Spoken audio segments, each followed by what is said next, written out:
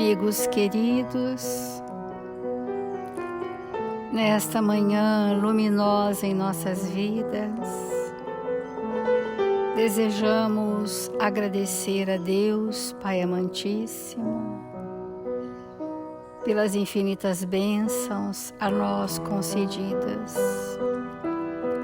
A Jesus, Mestre amado, pelas oportunidades que nos chegam, e por tudo que temos recebido do seu amor e da sua misericórdia.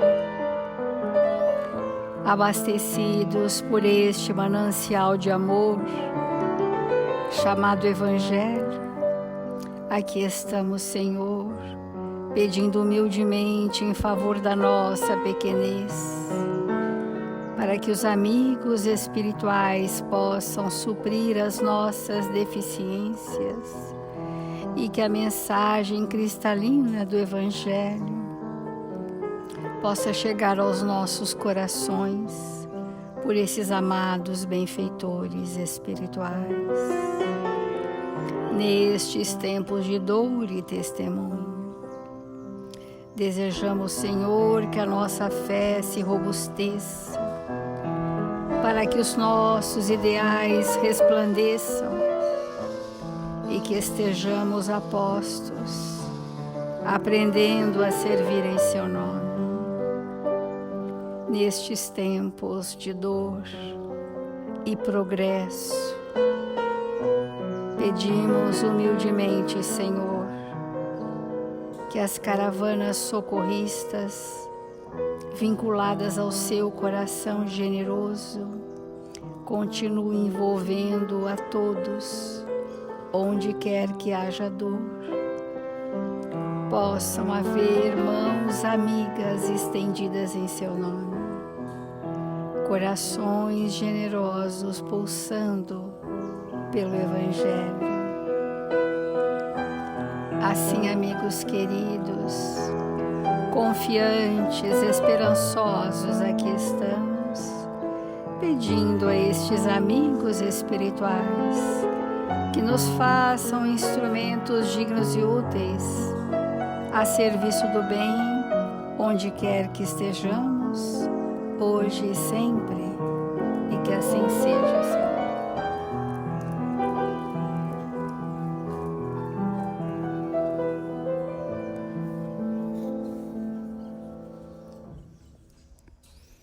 Do Evangelho segundo o Espiritismo.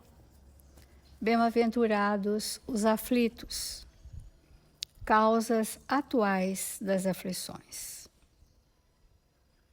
As vicissitudes da vida são de duas espécies, ou, se assim se quer, têm duas fontes bem diferentes. Uma importa distinguir, umas têm sua causa na vida presente, a outra fora desta vida. Nós estamos falando das causas da vida presente que geram sofrimentos desnecessários, evitáveis, que não estavam no planejamento reencarnatório, mas que acontecem pela supremacia da nossa personalidade exacerbada no egoísmo. Quantos homens tombam por suas próprias faltas? Quantos são vítimas de sua imprevidência, de seu orgulho, de sua ambição? E quantas uniões infelizes, porque são de interesse calculado ou de vaidade com as quais o coração nada tem.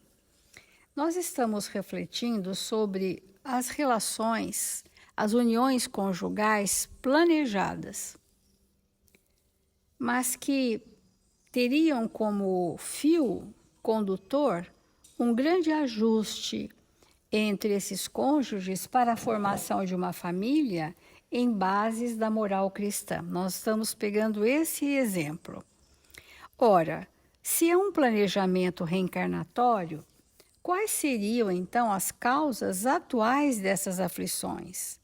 Será que todos os nossos desatinos não estariam sendo fruto do nosso passado? Seguramente não. Do nosso passado, nós trazemos uma temática que na família é encaminhada para que se resolva e é de grande desafio. Mas no ambiente familiar, na união conjugal propriamente, acontecem fatores que são da nossa personalidade atual, das circunstâncias sociais, daquilo que a humanidade, nos seus usos e costumes, adotou para viver e que podem estar distantes das leis divinas.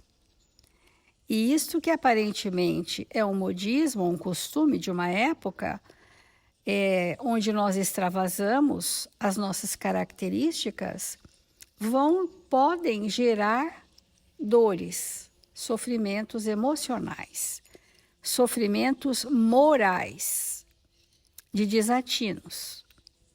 Então, antes que as dificuldades abram distâncias e os espinhos da incompreensão produzam feridas, justo que se assumam atitudes de lealdade, fazendo um exame das ocorrências e tomando-se providências para sanar os males em pauta. Então, isso já seria uma consciência que aquele casal tem sobre o que precisam enfrentar, o que precisam mudar em si mesmos, para que esse relacionamento seja verdadeiramente um relacionamento de renúncias, de dedicação, de devotamento, de sacrifícios pessoais, para chegarmos ao amor. Assim, é natural que no entrechocar das nossas personalidades ocorram desacertos. Então, nos desacertos, o primeiro impulso do espírito é abandonar o compromisso. Até porque, socialmente, isso é muito estimulado. E quando eu abandono o compromisso, porque eu não cuidei do meu egoísmo, eu estou escolhendo sofrer. Porque o tema principal das causas de aflições chama escolhas. Quando eu tenho uma atitude egoísta, eu estou escolhendo ser assim, eu estou escolhendo sofrer por isso. Isso é uma coisa muito séria que nós estamos trazendo para que definitivamente nós nunca mais passamos a atribuir ao outro o motivo da nossa dor, e sim a nós mesmos. Porque o espírito em equilíbrio razoável que é possível para nós na Terra, o desatino do outro não o fere, não o machuca. Porque ele vai estar desenvolvendo a indulgência, ou a fraternidade, ou a compreensão, ou o companheirismo, ou o perdão. Então, a questão não é de uma nova busca, mas de redescobrimento do que se já possui. É notório e clássico a gente dizer que há pessoas que tiveram uniões estáveis, 2, 3, 4, 5, e que as temáticas no relacionamento se repetiram. Porque ela é a mesma. Ela muda a companhia, mas não muda o seu cerne.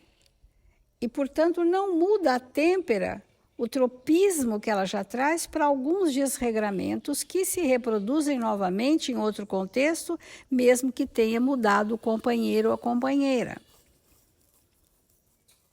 Então, esse impulso de nós queremos mudar as nossas companhias conjugais significa que nós ainda não compreendemos a justiça divina, que nos coloca numa situação a mais propícia para o nosso progresso, a mais propícia. É ali que nós vamos, mesmo que sejam uniões expiatórias, é ali que nós vamos aprender valores que sem aquela pessoa não será possível. Ah, mas eu não posso construir isso com outra pessoa? Com outra pessoa você vai construir outras questões. Mas só aquela foi o planejamento que os amigos espirituais superiores fizeram com que vocês se aproximassem para um ajuste com a lei. Então, antes da decisão precipitada, ceder cada um no que lhe concerne a benefício dos dois. E para isso, a pessoa precisa de um estado amadurecido, ou ela precisa de o amparo de alguém dos seus mais próximos que possa promover essa conciliação e gerar nesse casal reflexões importantes. Se o companheiro se desloca lentamente da família, você vê que a pessoa está saindo daquele contexto porque outras coisas o encantaram, tentando nova fórmula de reconquista e tranquilidade, é papel daquele que está percebendo, seja a esposa, seja o marido, o companheiro, a companheira, seja quem for do casal que está percebendo que um dos dois não está mais ali. O seu pensamento não está vivo ali, as suas vibrações não convergem para aquele ambiente e a pessoa vai se encantando com distrações outras, né? Diante dessa situação, nós estamos dizendo que este que está se afastando está escolhendo sofrer assim, porque nossos atos vão gerar consciência, consequências. Nossos atos vão gerar consequências. Então, se o companheiro, a companheira se desloca para fora da família, cabe àquele que está mais lúcido tentar novos recursos de trazer a tranquilidade, de reconquistar sentimentos. Então, o cotidiano, diante das nossas imperfeições, pode gerar o que a Joana de Ângeles fala aqui no SOS Família, um cansaço, um abatimento, um desânimo, uma apatia, que são situações que restringem a manifestação afetiva.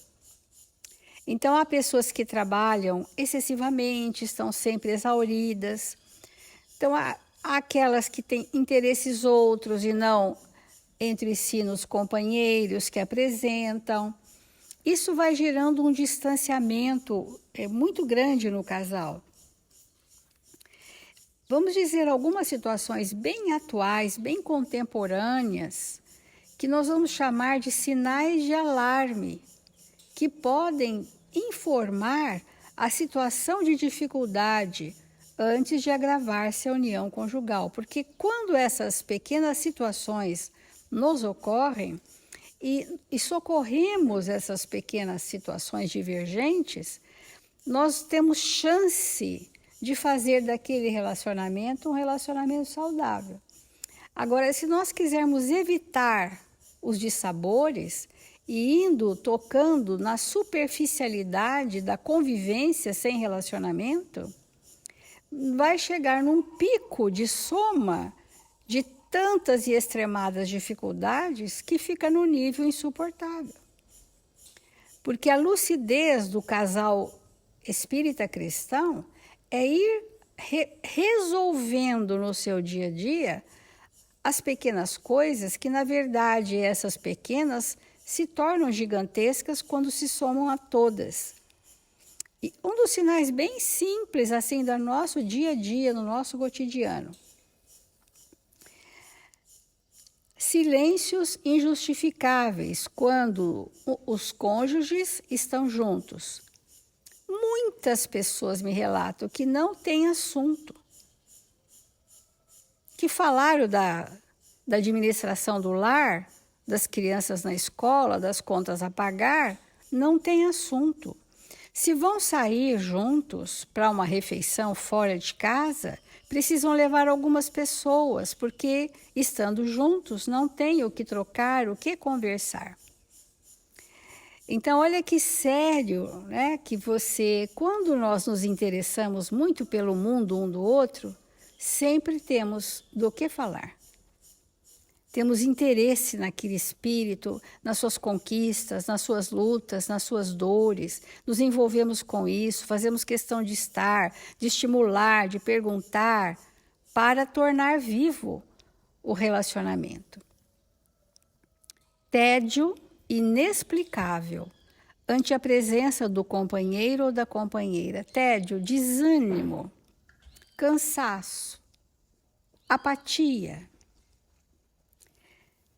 Ou então, ira, raiva disfarçada, quando um dos dois emite uma opinião, que fica naquele nível de intolerância ao pensamento do outro e entra na irritabilidade constante até as raias da raiva.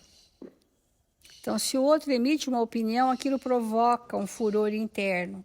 A intransigência, a intolerância são indícios de que esses traços da minha personalidade me farão sofrer. A intolerância, a irascibilidade, a intransigência. É disso que o Evangelho está dizendo. Quais são as causas atuais das minhas aflições? São essas manifestações, como diz o Evangelho, expandidas do meu orgulho e do meu egoísmo na forma de personalidade. E é isto que nós precisamos transformar para sanear causas dos tormentos atuais. É o desinteresse pelos problemas do outro. Então, se na vida conjugal houver um desinteresse pelo que o outro está passando juntamente com seus familiares, é natural que um deles vai procurar outros amigos para trocar aquele momento seu. E vai esvaziando o relacionamento. Atritos contínuos que ateiam fagulhas de irascibilidade, capazes de provocar incêndios em forma de agressão desta ou daquela maneira. Culmina, então vejam, essas pequenas questões, porém significativas, vão culminar nas crises agressivas que hoje, na humanidade bem contemporânea, nós temos visto quanto há ainda violência nos lares, quanto ainda há subjugação nos lares, quanto ainda há processos mórbidos que são absolutamente desnecessários, que nós podemos, em nos transformando, evitar e fazer daquele relacionamento um relacionamento ameno, porque lembremos-nos que muitas vezes no início de um casamento, de um lar, iniciamos os primeiros 1000 passos que Jesus nos ensinou para nos reconciliarmos e aprendermos a nos perdoar, porque teremos ainda que caminhar mais 2000 para aprendermos a nos amar.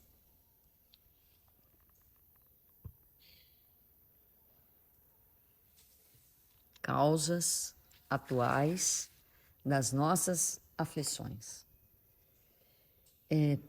Todo esse conteúdo do Evangelho segundo o Espiritismo é para que nós possamos compreender as realidades do Espírito e, através disso, entendermos a nós mesmos. E, ao nos compreender, agirmos de maneira mais coerente, mais acertada, para que o nosso progresso evolutivo seja mais rápido, tenha uma dinâmica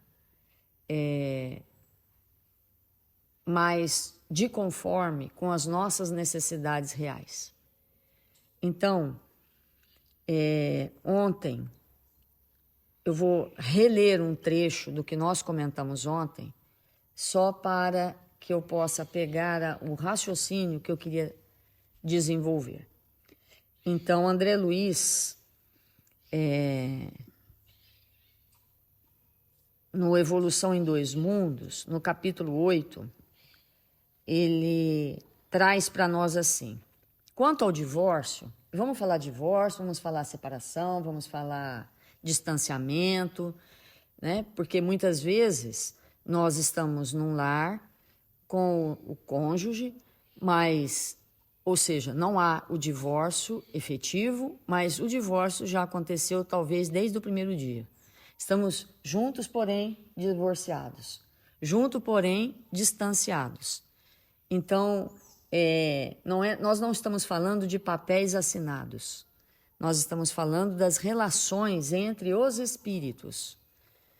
Então, ele diz assim: quanto ao divórcio, segundo o nosso conhecimento do plano espiritual, somos de parecer que não deva ser facilitado ou estimulado entre os homens, porque não existem na Terra uniões conjugais, legalizadas ou não, sem vínculos graves, no princípio das responsabilidades assumidas em comum. Então, e aí ontem ainda nós demos sequência a esse entendimento dizendo assim: mal saídos do regime de poligamia ou regime poligâmico, os homens e as mulheres sofrem-lhe ainda sugestões animalizantes e, por isso mesmo, nas primeiras dificuldades da tarefa a que foram chamados, costumam desertar dos postos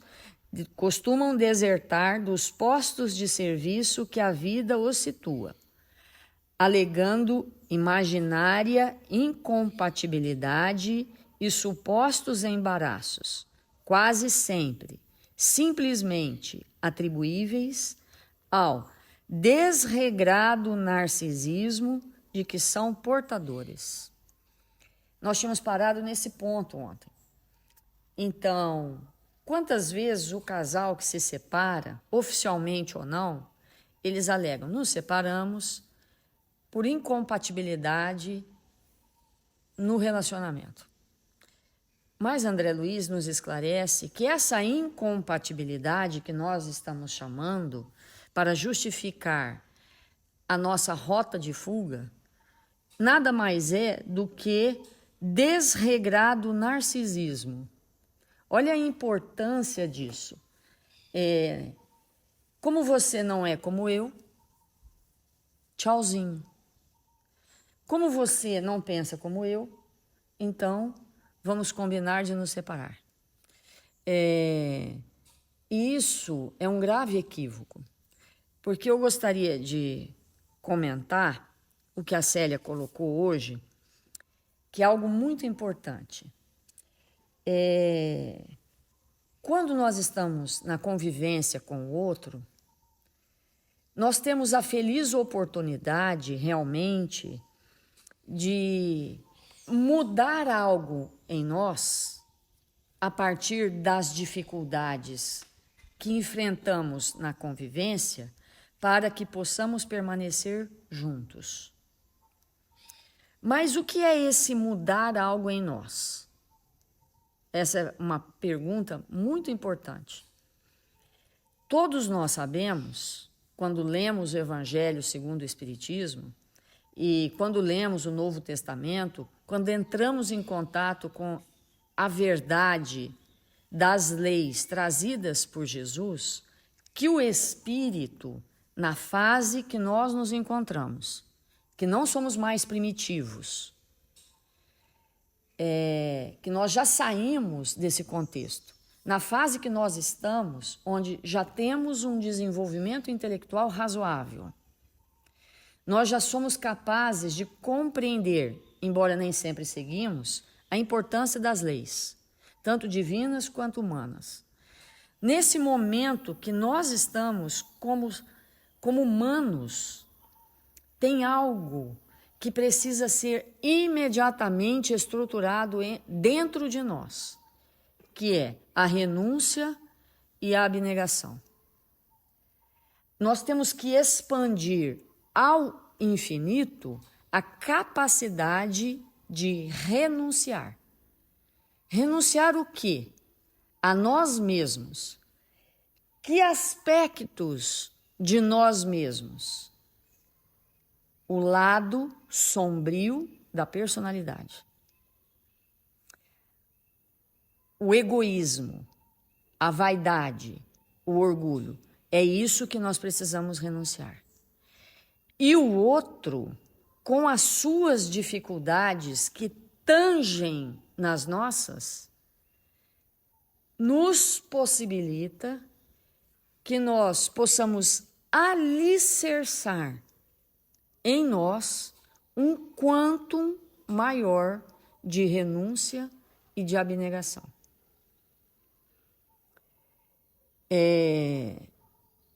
Conviver com alguém que é destrambelhado, conviver com alguém que mente de A a Z, conviver com alguém que manipula, é algo muito desafiador para aquele que já tem alguma conquista com relação à verdade, que já tem alguma conquista com relação ao equilíbrio. Mas, se nós tivéssemos mesmo a expressão avantajada do equilíbrio, nós não desequilibraríamos com o desequilíbrio do outro. Nós não julgamos pessoas equilibradas. Olha, todo mundo olha para mim e fala, nossa, que pessoa equilibrada. A gente pode pensar assim, né? Nossa, olha que pessoa equilibrada, cumpridora dos seus deveres, etc, etc. Mas ante a sua dificuldade, que esbarra na minha, que eu ainda não melhorei, eu me desequilibro. Mas eu não sou uma pessoa equilibrada. Eu tenho traços de equilíbrio. Mas ante ao seu desequilíbrio, eu me desequilibro. Então, o que eu digo para mim mesmo diante disso? Esse espírito está me proporcionando um movimento de alma para que ante a qualquer manipulação, que ante a qualquer mentira, eu continue uma pessoa equilibrada, como Jesus exemplificou para nós. De novo, outra vez, uma vez mais, como sempre, a gente diz sempre a mesma coisa aqui, cansa, eu sei. Mas o que Jesus mostrou para nós, das suas características como, entre milhões de aspas, homem, porque ele estava ali como um homem, num corpo, para estar conosco, embora seja espírito puro, ele não manifestou de maneira nenhuma entre nós a sua pureza máxima, porque isso nos constrangeria e isso seria totalmente inútil para nós. Ele manifestou para nós só aquilo que a gente dava conta de ser um dia, como humanos na Terra. Então, quando a gente diz assim, mas era Jesus, não. O que Jesus mostrou para nós é o que nós damos conta de fazer aqui e agora conosco. Então, Jesus, ante a manipulação de Pilatos, ante aquela mente acostumada à mentira e à manipulação, silenciou. Quando ele perguntou o que era verdade. O Espírito não estava disposto a entender isso, porque a sua vida era uma vida de mentira. Era uma vida de manipulação. Era uma vida que ele tocava de acordo conforme o vento. Se o vento estava para cá, ele agia assim. Se o vento estava para lá, ele agia daquele outro jeito. Pilatos era, de verdade, a figura da manipulação. E ali, ante aquele julgamento, ele manipulou. Lavou as suas mãos. Ele deixou, como ele sempre fazia na sua intimidade, não é naquele momento que ele errou. Ele tinha aquelas características. E Jesus, na sua calma, silenciou. Não se irritou, não julgou, né? Não partiu para uma colocação que não ia chegar em nada. Então, nós estamos sendo convidados, ante os nossos companheiros desequilibrados, muitas vezes, sobre o nosso ponto de vista, a desenvolver na nossa intimidade, a desenvolver na estrutura do espírito que somos, renúncia, abnegação, sacrifício. Sacrifício. O espírito que não sabe se sacrificar em prol da sua família, em prol dos seus filhos, em prol da sociedade, em prol daquilo que ele acredita, ele tem uma atuação muitíssimo tímida na evolução dele mesmo e do ambiente coletivo que ele vive. Porque ele está centrado nele, nas suas dores, nos seus incômodos, é nisso que ele pensa. E o Evangelho é claro que eu um dia, eu não sei quando, porque isso é eu que vou determinar, eu um dia vou renunciar a tudo. Um dia vou me sacrificar a tudo. Um dia serei um espírito abnegado. Mas quando esse dia chegar, isso vai acontecer pelo instrumento de pessoas na minha vida que me darão a oportunidade de, na convivência com elas, desenvolver tudo isso. Então, é uma reflexão para nós fazermos. Porque o que a gente fala? Nossa, essa mulher, pelo amor de Deus, esse homem, Nossa Senhora. É isso que a gente diz. Não dou conta. Então, eu não dou conta de quê? De desenvolver esses valores. Renúncia, sacrifício, abnegação, que são fundamentais para que eu me torne um espírito melhor. Vamos fazer a nossa prece.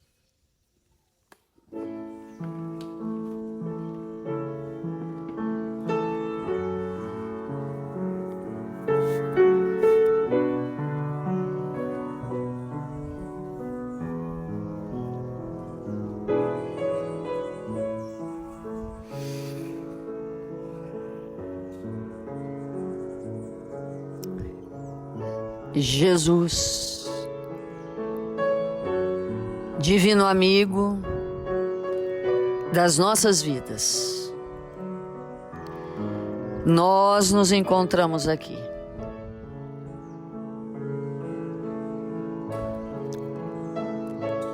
Desejosos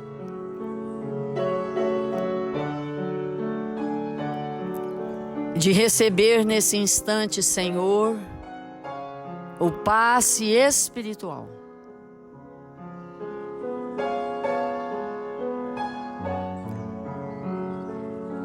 E nos abastecermos, Senhor, das vibrações do seu amor. Nós nos encontramos desejosos, Senhor, de nos tornarmos melhores.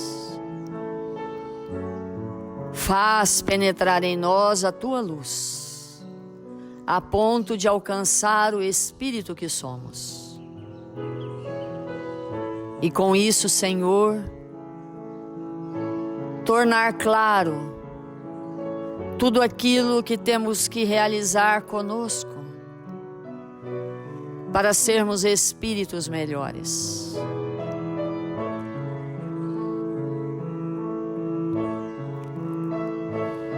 Que nesta hora abençoada, mãos amigas e luminosas possam fluidificar a nossa água. E ao sorvê-la, possamos nos sentir abastecidos dos elementos necessários para prosseguirmos na nossa luta de vencer a nós mesmos.